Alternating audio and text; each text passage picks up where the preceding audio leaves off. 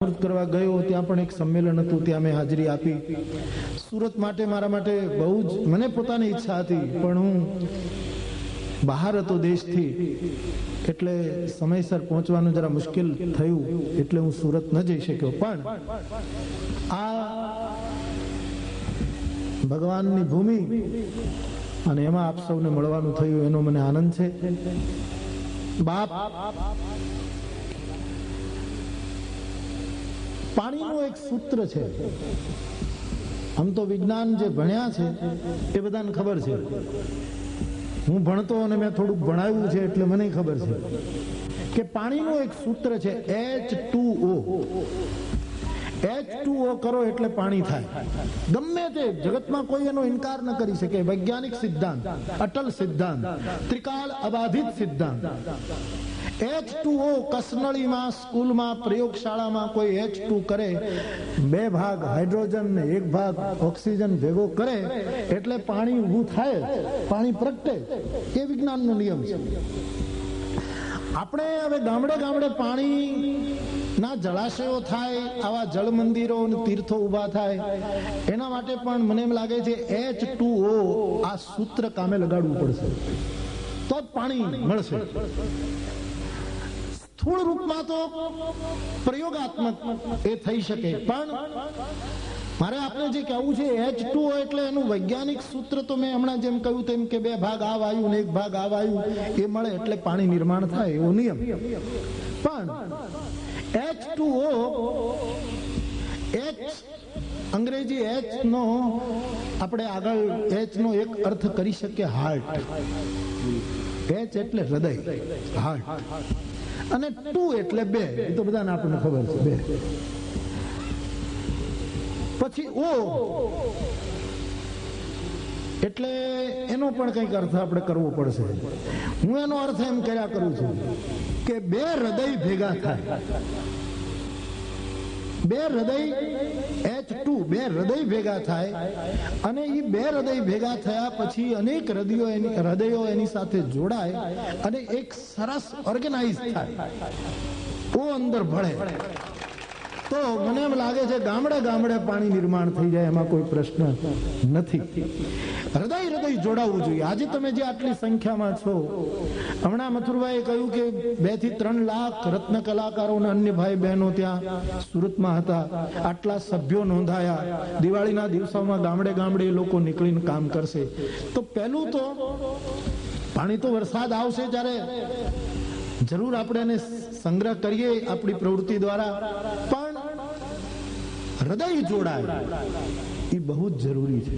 અને આ જલધારા ટ્રસ્ટ, હમણાં મેં જેમ સાંભળ્યું તેમ કે આની સાથે સાથે સમાજમાં એકતા આવે, વ્યસનોથી મુક્ત થાય સમાજ, વેરઝેર ભૂલે, અનેક પ્રકારના જે બીજા દૂષણો હોય એનાથી મુક્ત થાય અને હૃદય જોડાય. 2 હૃદય જોડાય, પછી 2 ને 2 4 જોડાય, પછી 8 જોડાય. આમ હૃદય જોડાયા પછી એક સરસ મજાનું પ્રવૃત્તિ એક ઓર્ગેનાઇઝ થઈ જાય, તો મને એમ લાગે છે પાણીના કોઈ પ્રશ્નો આપણને નડશે નહીં. તો H2O આવી રીતે આપણે કંઈક કરીએ. બીજું, ગામડે ગામડે આજે આવા ડેમની પ્રવૃત્તિ છે, બંધારાની પ્રવૃત્તિ છે. આપણે ત્યાં પડતો વરસાદ સંગ્રહાય, સચવાય. અને હમણાં જેમ બહુ જ અનુભવપૂર્વક રજૂ થયું કે ભાઈ આટલું પાણી જો આવી રીતે સંગ્રહીએ તો રહે, આટલું બાષ્પીભવન થાય. એ પ્રયોગ બહુ સારી રીતે બધી જગ્યાએ ઉપડ્યો છે. સૌરાષ્ટ્ર માટે અને ગુજરાત માટે આ બધી યુવાન ટીમે આ બીડું ઝડપ્યું છે, ત્યારે આપણે બધા જ એમાં સહકાર કરીએ. અને મને એમ લાગે કે 3 જણ જો એક સાથે મળી જાય તો ત્રિવેણી થઈ જાય, અને અહીંયા 3 મળતું હોય એવું લાગે છે. એક તો તમારા બધાનો સહકાર, એક લોકોનો સહકાર, લોકોની જાગૃતિ, લોકોની સમજ કેળવાય, એટલે કે સમગ્ર સમાજનો સહકાર પ્રાપ્ત થાય આ પ્રવૃત્તિને. એક પ્રવાહ. બીજો પ્રવાહ સરકાર ભળે. એક તમારા બધાનો સહકાર બીજો પ્રવાહ સરકાર, ત્રીજો પ્રવાહ આ સંસ્કાર, આ ભગવા કપડા, સંતો, મહાત્માઓ, સંસ્થાઓ, સંસ્કાર, આ ત્રણ પ્રવાહ ભેગા થવાની આમાં જરૂર છે ને થઈ રહ્યું છે. તમારો સહકાર તમારી હાજરી બતાવે છે. સરકારના પ્રતિનિધિ અહીંયા બેઠા છે વિધાનસભા છોડીને. આજે એનો દિવસ છે ને વિધાનસભાનો, અને ચાલે છે એટલે જ અમારે ડોક્ટર કલસરિયા નથી આવી શક્યા, નહીતર એ પણ આવવાના. પણ વિધાન એટલે એ પોતે અહીંયા હાજરી આપી છે, અને સંસ્કાર જગત પણ અહીંયા બેઠું છે. સંસ્કારનું છે તો સહકાર, સંસ્કાર અને સરકાર, આ ત્રણ જો ભેગા થાય તો ત્રિવેણી સંગમ ઉભો થાય. હવે ત્રિવેણી સંગમમાં ત્રણ નદીઓ છે, ગંગા, યમુના અને સરસ્વતી. ગંગા મારી દ્રષ્ટિએ સંસ્કાર જગત એ ગંગા છે. સાધુ સંતો જે આમાં ભાગ લઈ રહ્યા અને લેવો જ જોઈએ. નહીતર અમારો સાધુ સમાજ બહુ જાગૃત છે, સતત બધા આવી પ્રવૃત્તિમાં લાગ્યા છે. નહીતર હવે ચિંતા નહીં, નહીતર વચ્ચે મને થોડીક ચિંતા થતી હતી કે રાજકીય માણસો પ્રત્યે જે અરુચિ લોકોને પેદા થઈ છે એના પછી અમારો વારો આવવાનો હતો. હા, હકીકત છે, મને આવું દેખાતું હતું કે રાજકીય માણસો તરફ લોકોને નફરત થવા માંડી હતી. એના પછી ધાર્મિક જગત તરફ નફરત થવાની. પણ તમામ સાધુઓ, સંતો, સંસ્થાઓ પોતપોતાની રીતે, પોતાની સમાજ, પોતાનું સામર્થ્ય, પોતાની મર્યાદાઓ રીતે હું જ્યાં જ્યાં જાઉં છું ત્યાં કોઈ ને કોઈ મહાપુરુષ આ પ્રવૃત્તિમાં લાગેલા છે. એક બહુ જ મોટું કાર્ય થઈ રહ્યું છે. તો સાધુ સમાજ એટલે કે સંસ્કાર જગત એ ગંગા છે.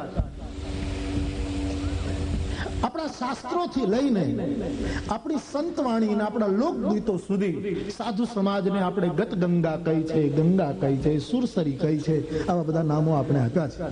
એટલે સાધુ સમાજ એ આ ત્રિવેણીમાં ગંગા છે. તમારો જે સહકાર, લોકોનો સહકાર, જનજનનો, કેટલી સરસ વાત કરી કે હરિજન ભાઈઓ, દલિત બંધુઓ, હરિજન ભાઈઓમાંથી પણ આટલો ફાળો આ પ્રવૃત્તિને પ્રાપ્ત થયો. એટલે તમે જે છો, લોકોનો જે સહકાર, એને હું જમના કહીશ. એ યમુનાનો પ્રવાસ, એ યમુના છે. રહી સરકાર, એને મારે કઈ નદીમાં ફિટ કરવી જરાક અઘરું પડે છે.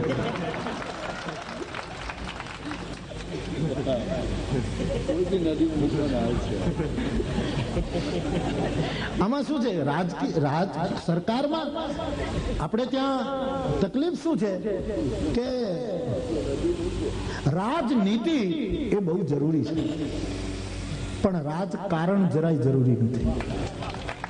નીતિ તો હોવી જ જોઈએ. આ જે મહાનુભાવો સરકારમાં હોય કે આપણે પ્રતિનિધિઓ મોકલ્યા, એનામાં રાજનીતિ તો હોવી જ જોઈએ. કારણ કે ચાણક્ય આપણને શીખવ્યું છે, રાજનીતિ વગર દેશ ન ચાલે. નીતિ હોવી જોઈએ, કારણ ન હોવું જોઈએ. કારણ તો આપણે ગામડામાં ડાકલા વગાડીને કાઢી મૂકીએ છીએ, પણ ખબર નહીં કેટલા કારણો આપણે કાઢ્યા, આ કારણ નીકળતું જ નથી. એટલે રાજકારણની સાથે આપણને સુખ હોઈ શકે, રાજનીતિની સાથે નહીં. રાજનીતિ એટલે કે સરકાર એ મારી દ્રષ્ટિએ સરસ્વતી નદી છે. ગુપ્ત સરસ્વતી સમાજની અંદર પ્રયાગમાં તમે જાઓ, અલ્હાબાદમાં, તો ગંગા અને જમુના બે પ્રગટ દેખાય, સરસ્વતી દેખાતી, એક ગુપ્ત.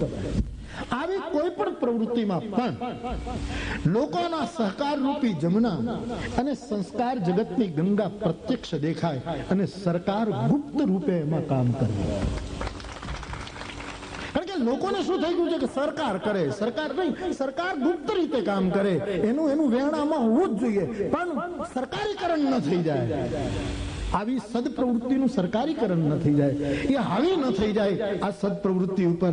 એને સરસ્વતીની જેમ ગુપ્ત વ્યવહાર, પોતાની મર્યાદામાં એને સાથ આપે. અને એની સાથે આવા ત્રણ પરિબળો, આવા ત્રણ પ્રવાહો જો આપણે ભેગા કરી શકીએ, થઈ રહ્યા છે, વધારે ને વધારે ભેગા કરી શકીએ, તો મને એમ લાગે છે ગામડે ગામડે તીર્થરાજ પ્રયાસ સર્જાય. આવતે વર્ષે 2001માં વળી પાછો અલ્હાબાદમાં પૂર્ણ કુંભ ભરાવાનો છે. પણ એ પૂર્ણ કુંભમાં સ્નાન કરવા તો આપણે જઈશું, જે જઈ શકે તે.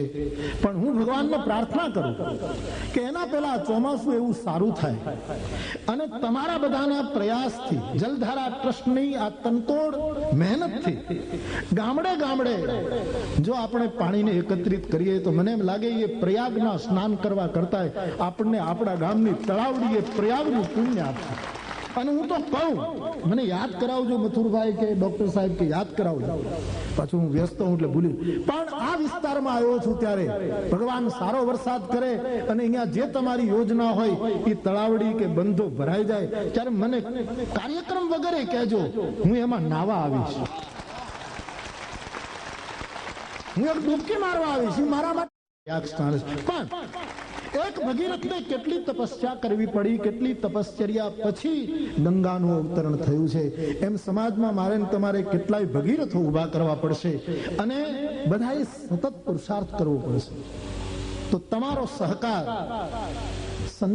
સંતોના બધા સંસ્કારનો પ્રવાહ અને સરકારનો એ સરસ્વતી પ્રવાહ. સરસ્વતી પ્રવાહ મેં એટલા માટે આમ બહુ વિચારપૂર્વક આ બધા પ્રવાહો ગોઠવ્યા છે. સરસ્વતી સમજણની દેવી છે, વિવેકની દેવી છે, વિદ્યાની દેવી છે. સરકાર પોતાના વિવેક, પોતાની સમજ, પોતાની વિદ્યા, પોતાની આવડત પ્રમાણે અંદર ભળે અને પાછી ગુપ્ત રહે. સરકાર પોતાનું કાર્ય કરીને પેલું થાય. આવી રીતના ત્રણ પ્રવાહો આ કાર્યમાં અનિવાર્ય છે અને એવું થઈ રહ્યું છે એનો મને આનંદ છે. બાપ